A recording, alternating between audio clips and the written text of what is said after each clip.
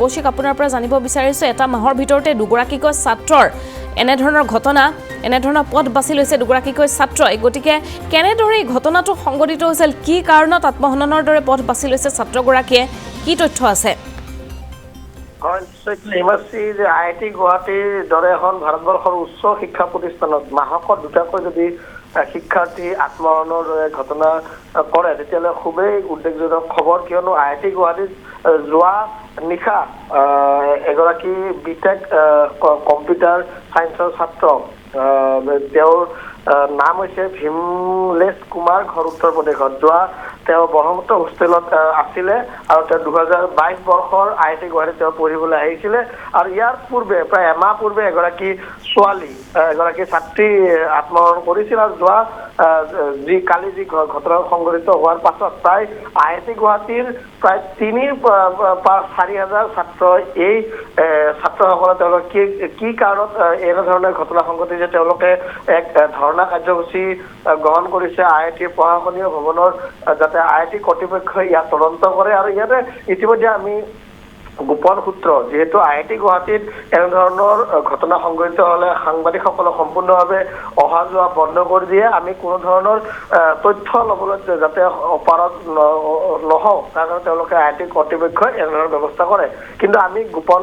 তথ্য আমি তেওঁলোকৰ ভিতৰৰ লোকক সুধি গম পাইছোঁ যে অত্যাধিক পঢ়াৰ হেঁচা আমি শেহতীয়াভাৱে যোৱাকালি গম পাইছোঁ যে যিগৰাকী ভীমলেশ কুমাৰে আত্মহত্যাৰ দৰে ঘটনা সংঘটিত কৰিলে তেওঁৰ অত্যাধিক পঢ়াৰ প্ৰেছাৰ আছিল আৰু তেওঁ যি ধৰণৰ এটা পৰীক্ষাত শেহতীয়া পৰীক্ষাত যি ধৰণৰ তেওঁৰ এছাইনমেণ্টত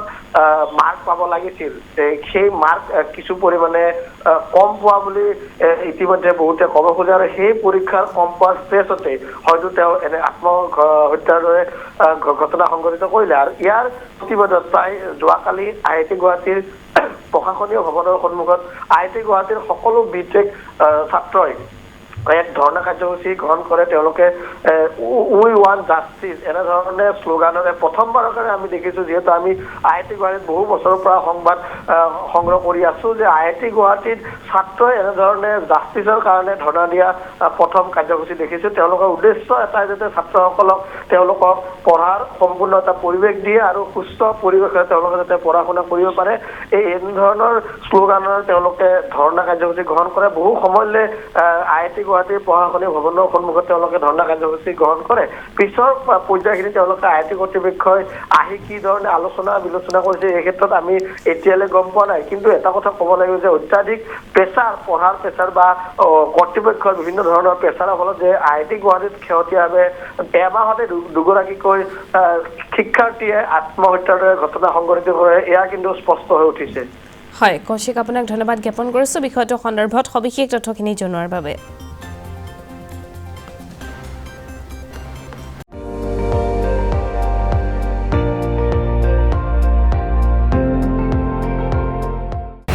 আপুনি চাই আছে ND24 সৰ্বশ্ৰেষ্ঠ নহয় সৰ্বোত্তমৰ দৌৰ